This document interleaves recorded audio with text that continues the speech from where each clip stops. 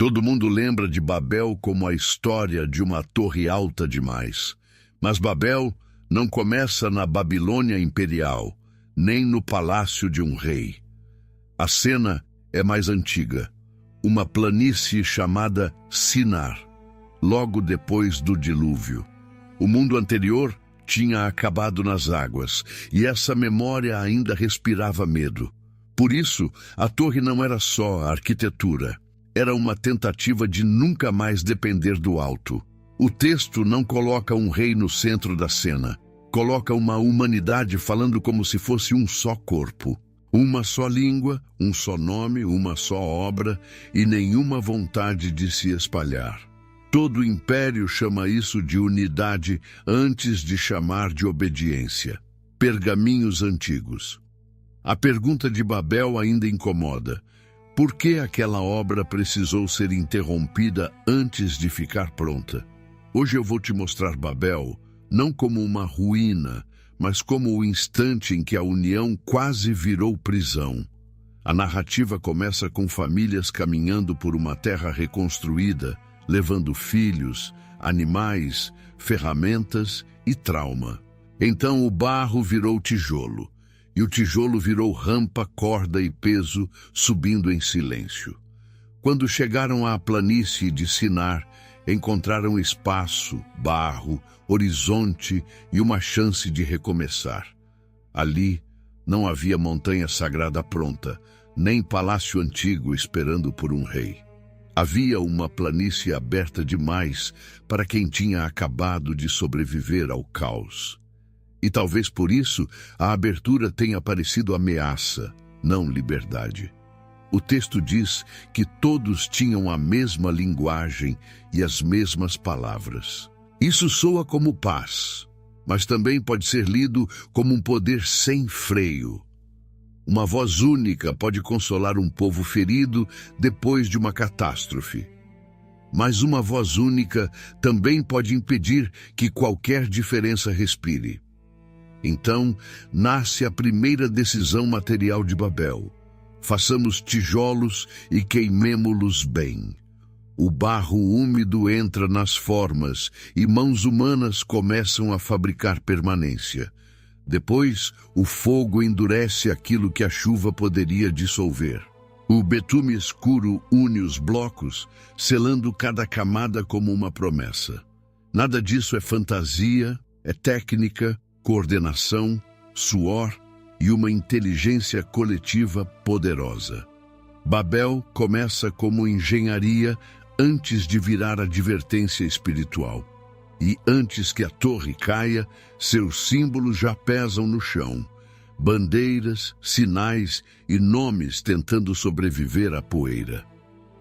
Só depois da técnica vem a frase que revela o coração do projeto. Construamos para nós uma cidade e uma torre cujo topo toque os céus. Façamos para nós um nome, para que não sejamos espalhados pela face da terra.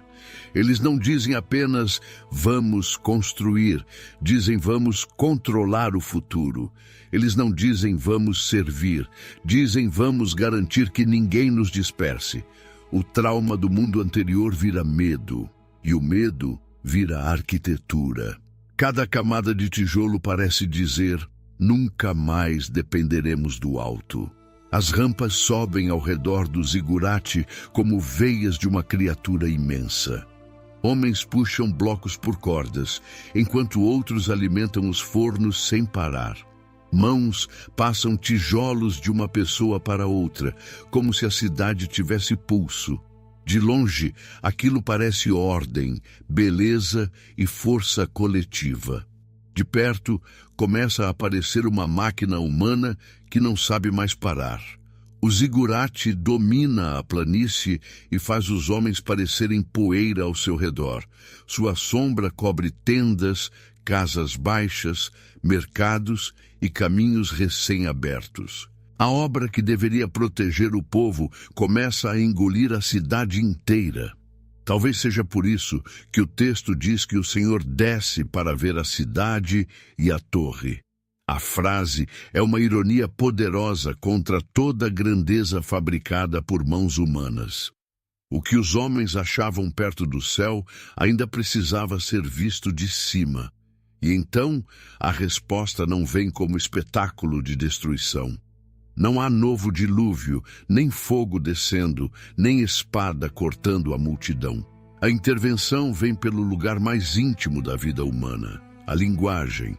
Primeiro, talvez tenha sido apenas um ruído pequeno no meio da obra. Um trabalhador pede uma ferramenta e recebe outra, como se o mundo tivesse escorregado. Outro aponta para o topo, mas o gesto já não encontra sentido nos olhos do companheiro. Uma ordem gritada da plataforma vira apenas som perdido na poeira. A rampa desacelera antes que alguém entenda o que está acontecendo. As mãos param, os blocos ficam suspensos e o ritmo comum se quebra.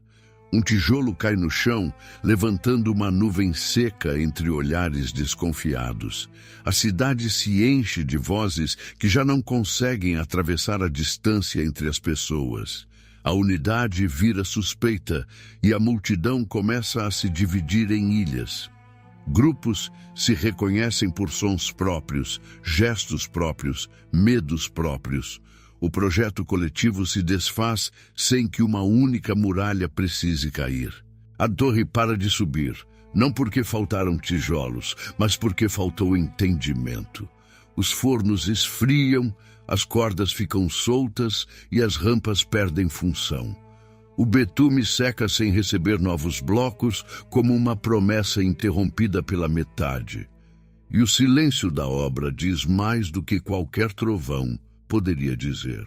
Então eles partem, não como conquistadores, mas como famílias, tentando sobreviver ao próprio desencontro. Pequenos grupos recolhem pertences, animais e crianças, evitando olhar por muito tempo para a torre. Caminhos se abrem em leque pela planície, levando poeira para todas as direções.